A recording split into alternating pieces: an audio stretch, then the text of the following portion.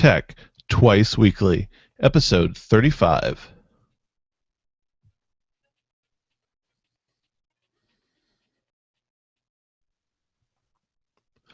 Welcome to Tech Twice Weekly for December 29th, 2014.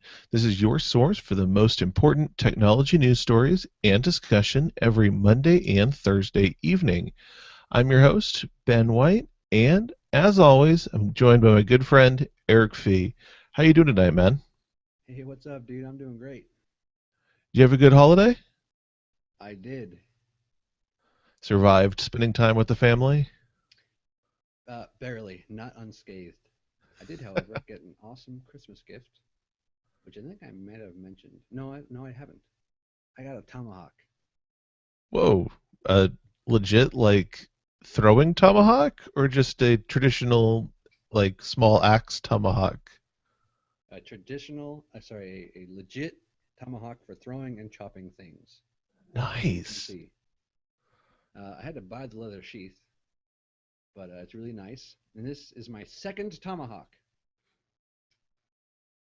Is there a difference between that one and your previous one? Yeah, this one is a little bit more of a traditional axe type with the handle going through the head.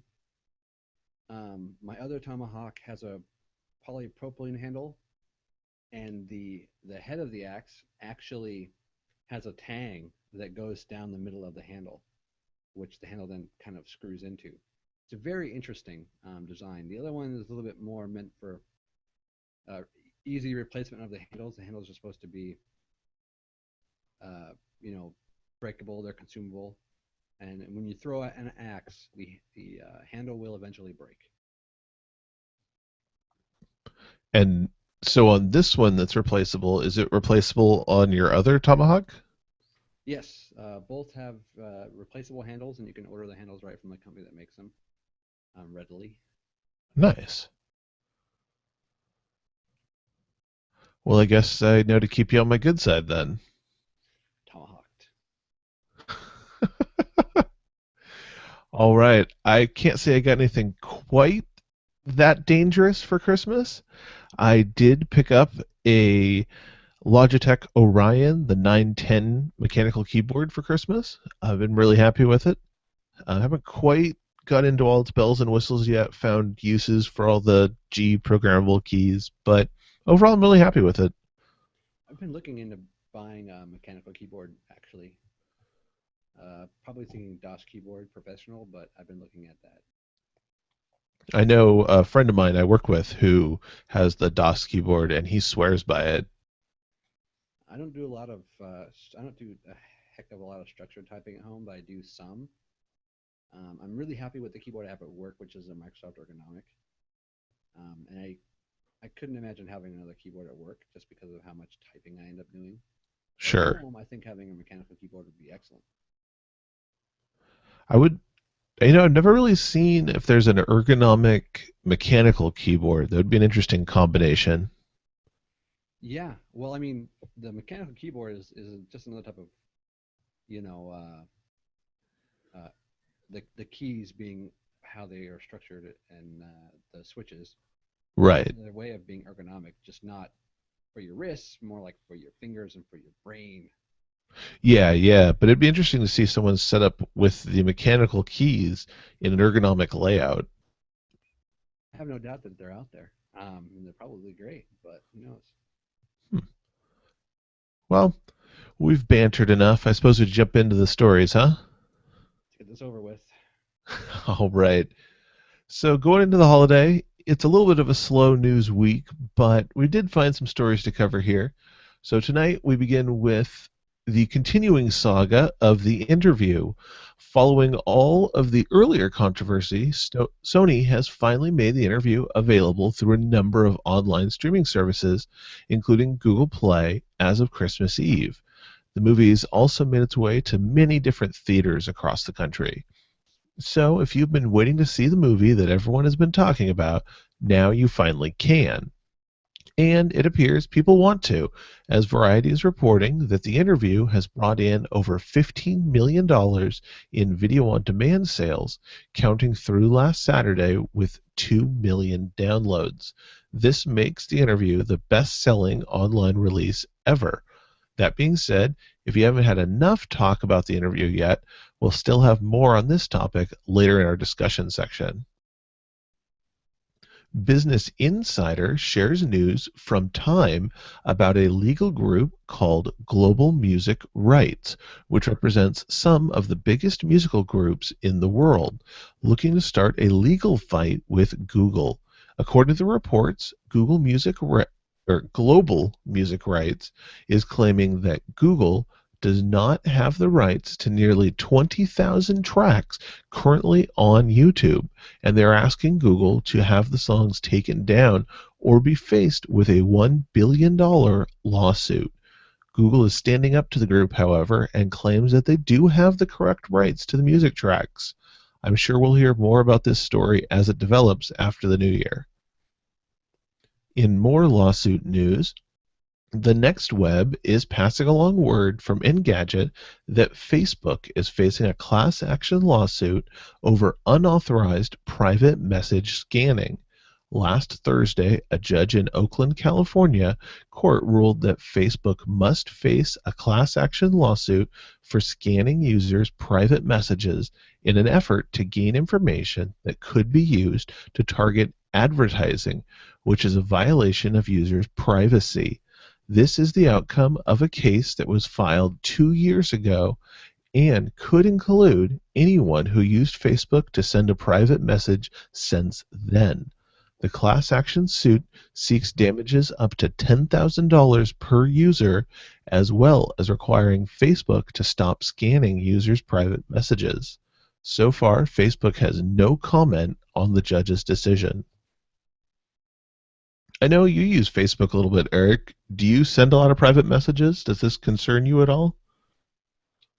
I send a lot of private messages, but it does not concern me because they are full of fluff. Sorry, it does not pertain to me because they're full of fluff. But I will say that it does concern me in so much that not everyone's conversations are about, stuff and butts. So that could definitely be damaging. So I'm pro this lawsuit. Yay.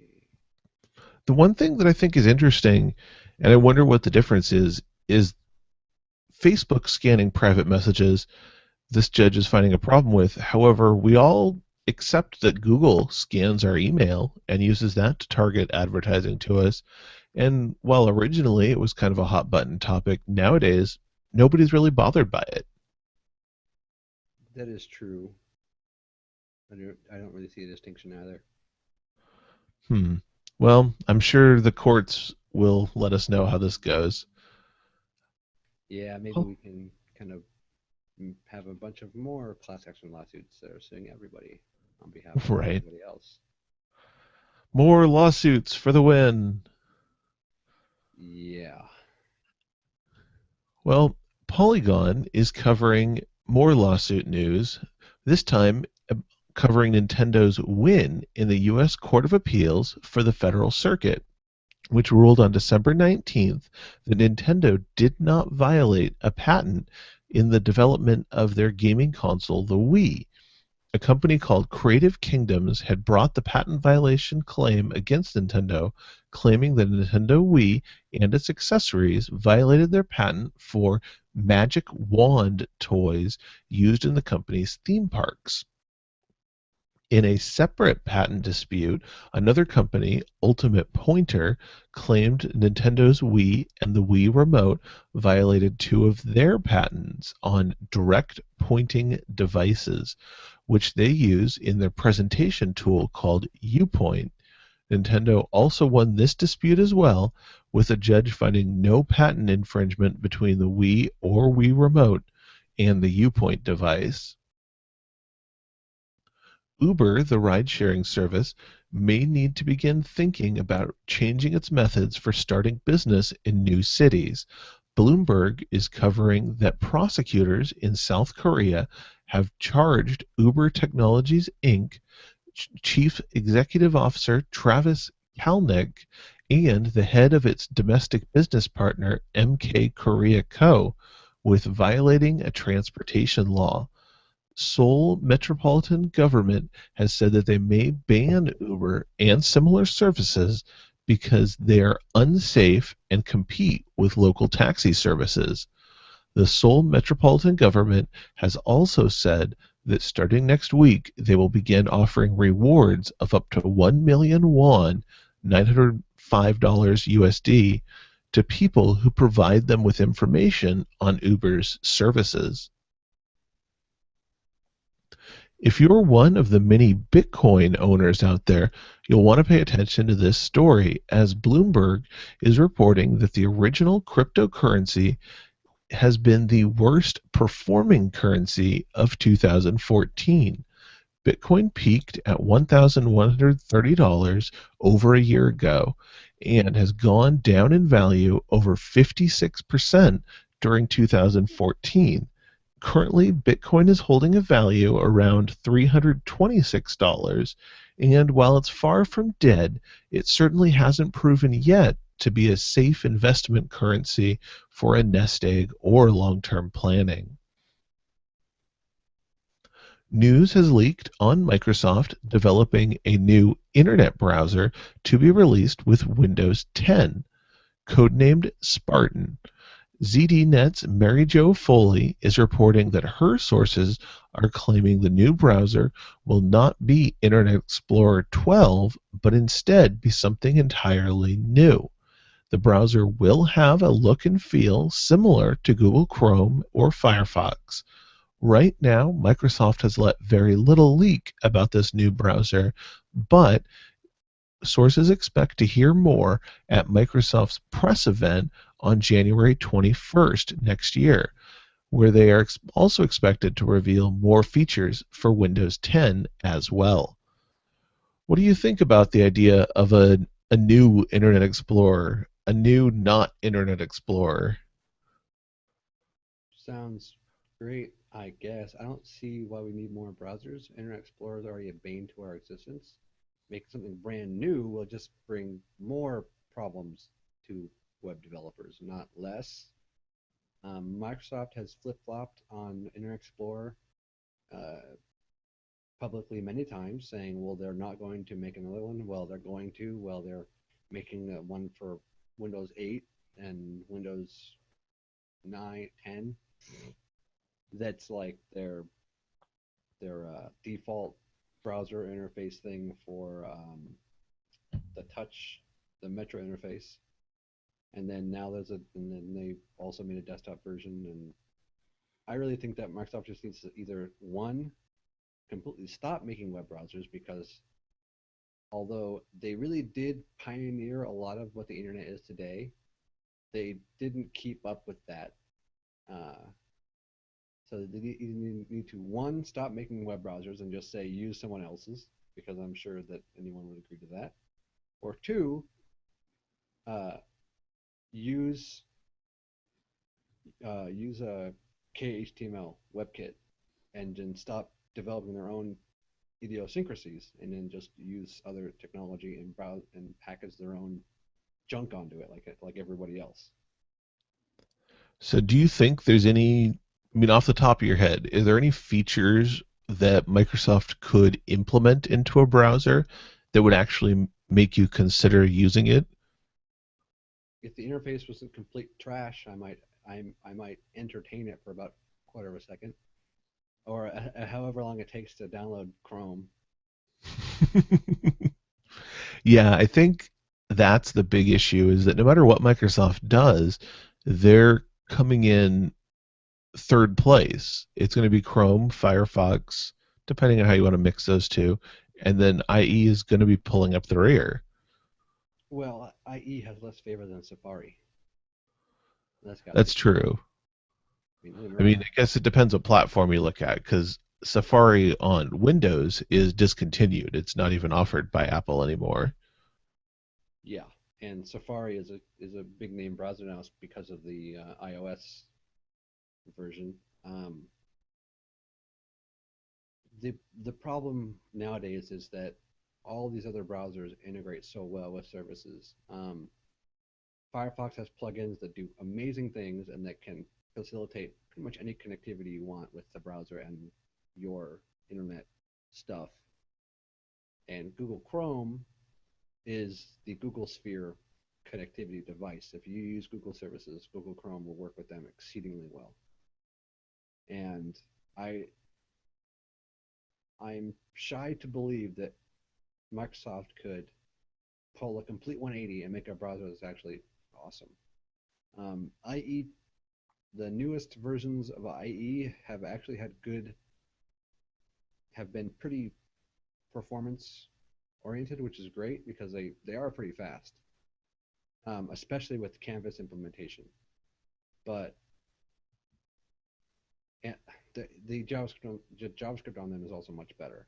But they're still not even remotely close to Firefox or Chrome. So why in usability? So why are we even entertaining this idea? I think that if they just need to either stop or do something really great. Yeah, and I think you summed it up pretty well there. And I mean, at the end of the day, though, it is all speculation until we hear more from Microsoft. So I'll just say check out our show on January 22nd, and we will definitely be covering the press event from Microsoft that happened the day before.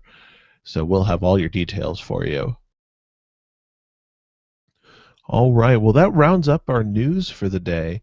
Like I said, a little bit of a slow news week going through the holidays. And coming into next week, I expect things to still be pretty slow. But we do have a couple of tech toys I want to cover. The first one is it's not really a toy, I guess, but it's still something that very few people can get their hands on. And it is a new internet service, a new internet service provider, I should say, being offered in the Minneapolis area. And the new internet service is offering a deal for $400 a month. You can sign up for the fastest broadband connection in the United States. You can get a package offering 10 gigabits per second to businesses or residentials covered in the area. That comes in at about 300 times faster than the U.S. current average at 30 megabits a second. What do you think? Would you be up for jumping on that bandwagon for $400 a month? No. Don't need quite that much speed. Well, we'll get a party house together and we'll split it 4 ways. So it's only $100 per person. Well, they do say that currently the ISP is offering a $65 a month package for 1 gigabit bidirectional. So maybe that's all most residential homes need. I'll take that. I'm certainly paying Comcast a lot more than $65 a month, and I don't have anywhere near 1 gigabit. Yes. Why is that again? That would be because of lack of competition. Oh, you don't say. We've talked about this many times before, actually. We have. But yeah, I love the numbers they throw up here in this article on digital trends. They talk about the 1 gigabit per second connection lets you pull down 1.25 gigabytes of data in a second. So the HD version of Guardians of the Galaxy on iTunes would make it from the cloud to your hard drive in 3 to 4 seconds. Yeah, if they have pipes big enough for you. Look.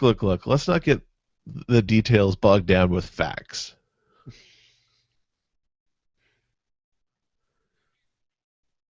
Now, the other thing they look at in this article is Akamai looking at South Korea, which is a country with the world's fastest average internet speeds, mostly due to its density in its urban environments.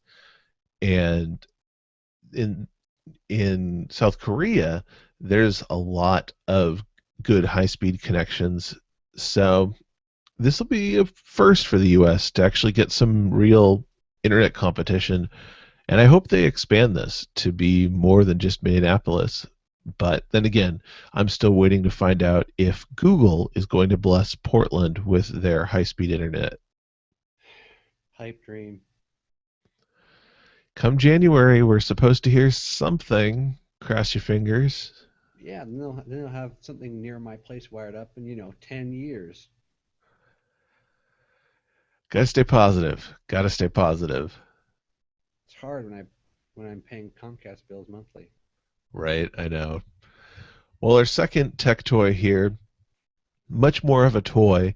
The Tim Burton era Batmobile is, if I'm reading this right, is a toy that you can actually get your hands on. It's a miniature version of the Batmobile set up with RC controlled machine guns. There was only, how many here? 200 units made, and they're selling to collectors for $2,500, available next year, with a tiny Batman in the cockpit. But what makes this special is all the little details are here. There are headlights on the Batmobile. It's got the turbine engine right down the middle. I definitely recommend, if you're a big fan of Batman, taking a look at this toy. There'll be a link in the show notes. It's just beautiful. What do you think? If money was no object, would you pick up one of these? I'd buy 10.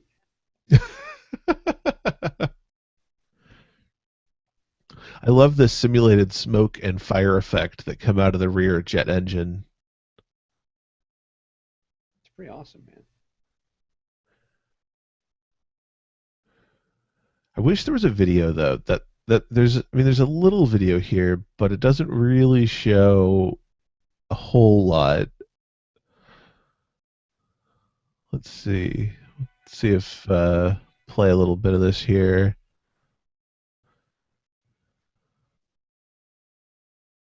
Yeah, I guess there's a little bit of video to show where the smoke effects come from. They're hidden behind the turbine in the front of the car. You can fill it with a little liquid smoke package. But it's a lot of fun. I wish I had the money to pick one of these up. It's a collector's item for sure. But those are our tech toys. Nothing practical, just fun. And that moves us into our discussion topic, which I think is going to be the real meat of our show tonight. The first story we've got here is from Network World, which is covering news of a hotel group asking the FCC for permission to block outside Wi Fi sources, meaning that guests of the hotel, in this case, let's see if they mention which cable or hotel company. I don't think it specifies specifically here, but previously, back in August, the Marriott was uh, got in trouble with the FCC for blocking outside Wi-Fi sources in their conference rooms. And now this hotel group is asking the FCC for permission to deploy Wi-Fi blocking technologies inside hotels. This would force guests to use the hotel's Wi-Fi rather than publicly available Wi-Fi or other Wi-Fi sources. What do you think about this idea of restricting someone's access to outside Wi-Fi?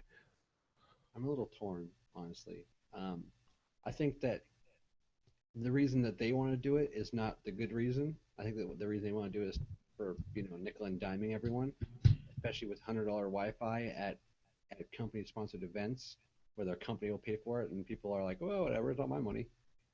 So I don't agree with that, but I do think that the idea of being able to isolate Wi-Fi to kick out people who are attempting to spoof or get people to connect for quote unquote free, and then man in the middling their attacks and intercepting their conversations and their data is bad. So that's scary. But I think that the reason they want to do it is like a nickel and dime business customers, because the businesses will expense this kind of stuff. and that's of course is bogus. Yeah, and that's kind of the take I got from this article too. Although legally speaking, they are trying to put up the argument that it's for security of their own networks, that mobile hotspots can be used to launch an attack against their network or threaten guest privacy by putting up fake or spoofed Wi-Fi access points that could lift credit card information or other personal data from guests. And I don't know. I feel like it's not the hotel's responsibility to protect their guests in that way. I think there's a little bit of education they could help guests with, letting them know what the hotel's Wi-Fi access point name is, making it clear how to get on, making it clear how to verify that you've actually connected to their legitimate Wi-Fi. But going beyond education to the point of actively preventing someone from getting onto an alternate Wi-Fi for in the guise of protecting them, I think is a step too far. Agreed. Well, the next story here is hopefully the end of our talk on the interview, but I wanted to get one last story in here about the interview to really open it up for discussion because despite all of the craziness that has surrounded the release of the interview, it has done something that no movie has been able to do before, which is have a incredibly successful online release. Now it's also been released in theaters. Theaters finally did agree to carry the movie, and it's done quite well in theaters. But what's really setting this movie apart is how well it's done online. Like I said, there's been over 2 million downloads, and some articles are also reporting nearly 2 million pirated downloads as well, meaning people just downloading the movie off torrent networks or other sources without paying for it. But the fact that those numbers are so close makes me think that there are a lot of people out there who maybe watched the movie for free and then went back and paid their money because they felt it was worth it. What do you think about this? I think that the excellent launch may also have to do with the fact that it was so hyped. People wanted to see the movie that they couldn't see. It was like, ooh, the interview they can't show that in theaters. Oh, blackmail. And everyone's like, oh, gotta see this shit because it's crazy. Um, but a lot of people came back and said, well, it's decent. Have you seen it yourself yet? No, I'm not really rushing to. Yeah, I sat down and actually watched it over the weekend, and it was good. I mean, it wasn't great. It wasn't a movie. It's no Caddyshack. It's not going to go down as a historic classic comedy movie that people are going to go back and watch again and again.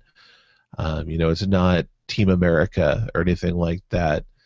But it's funny. It's worth a watch. I'm not sure I would have ever paid to see it in a theater, no matter how it was originally released.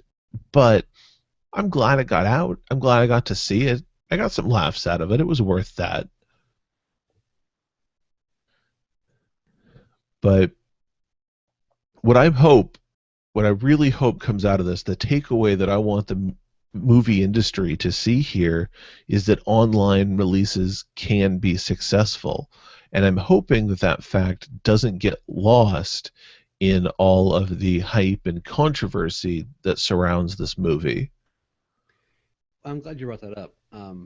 I don't know if all online releases would do so well, but I really think that a joint online, even if it's just online rental, but a joint online and theater release is really the way to go in the future because there are plenty of people who don't want to go to a theater to see a movie, but would rather sit at home and pop it open on their Roku or their PC or their home theater or whatever, and then and then would love to watch a movie that is when it's brand new.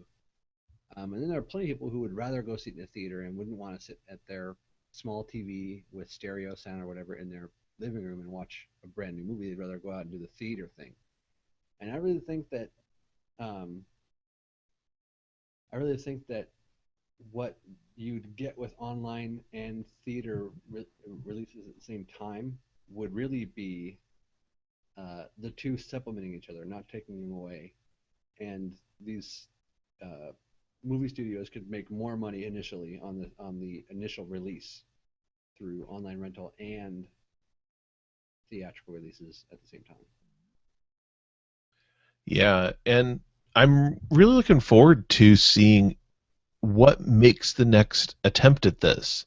What movie does the media, there I guess it's not the media, but the movie moguls decide is worth putting out there as an online release? Because I there are some movies, like I'm looking at the new Star Wars movies coming out. Those are worth going to see in the theater to get that theater experience that you just can't recreate at home. But so many movies, like these comedies, I would much rather sit on my couch, watch my TV, drink my own beer, and enjoy the movie that way than go to the theater, pay a ton of money to the theater that's never getting to the movie company anyway, and watch in that way. I'm much less likely to see the movie. And by the time it comes out to DVD, I've moved on to other things. There are so many movies in my queue of I should get around to seeing that I've just never seen because of the delay between its theater release and getting it on DVD and my interest to move on. I I really feel that the theater experience is something you do with people. You drum up a couple friends and everyone's excited to see a movie, so you go out and see it, and afterwards you talk about it, have a copy or whatever, and you get to say what did you like, what you didn't like. It's about it's a whole folding experience where the movie theater is just part of it. And don't get me wrong, it's the main part, but it's just part of the experience. But a lot of times when I'm just chilling at home, I'm like, man, I could totally go for a movie. And that one movie that's supposed to be coming out looks sweet. Well, don't worry, I'll get it when it comes on Netflix because I'm not gonna go. I'm not gonna rush out on a work night to go see a movie by myself. Right? And so 6 months to a year later, when Netflix finally has it, hopefully maybe you thought to put it on your queue. Otherwise, maybe you just never think about it again. Right, and the movie theaters aren't sorry, the movie houses aren't really making a whole lot of money off my rental. Like Right. peanuts, cents. My contribution to their to them is literally like cents worth. So, I mean, if they want to make money off me, they should either offer a day one release or a day one rental that would be exciting and easy to access. Plus, um, $4 is a hell of a lot cheaper than going and seeing something in a theater, which can cost upwards of $10 to $15 for a ticket. And then, of course, if you want a concession, well, you might as well just turn over your car or take another loan on your house. Right. Yeah. And I mean, the interview, if you get it through Google Play, it's $5.99 to rent in HD. It's $14.99 to buy in HD. I think that price point is perfect. I mean, personally, I'm probably going to watch this movie once. $6 to rent it seems fair to me. If I really liked it, there's a lot of movies I would pay $15 to own a nice, clean, high quality digital HD copy. The interview doesn't happen to be one of them, but there's been a lot of releases. Jurassic Park, the new one of the new Jurassic Park movie coming out, is a great movie that would I expect to want to own a copy of because I've been a big fan of the series. Yeah, I just wish that digital distribution was a little bit better. We're already there with music, where if you want a song, if you want an album, you can just download it and put it on whatever you want. And I'm just waiting for the day, eventually, when the movie industry will get its head out of its butt and start selling me digital copies of their stuff. And I'm hoping I'm really hoping that this is the tip of the iceberg, and maybe this will start slowly moving things in that direction. I'm really trying to be optimistic. Yeah, well, who knows? Right? It's hard because we've seen this happen a couple of times, and this is one of the biggest, but we've seen it happen a couple of times, and the industry just doesn't seem to catch on. Well, it's just the current structure as it stands is making money for the people that make decisions, so they don't want to change anything. They want to keep riding the gravy train as long as they can. They don't want to move their industry into a brighter, more accessible future. They're also scared that they won't be able to make money the same way, and in that is kind of true. But also, there is tons of money out there to be made, and giving things in the first company to start giving their TV or movies to people the way they like will get the business. And we saw it with Netflix. But you know, high def, uh, high speed internet getting faster, and our time structure being what it is, and also kind of being burned by Netflix, having things go drop off and get on Netflix. It shown us that we also kind of a lot of people are learning they will kind of want to also own some things.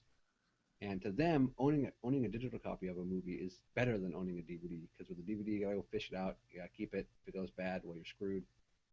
But with buying a piece of digital media, they can just watch it, and you can't get burned except unless your backup hard drive explodes, along with your computer.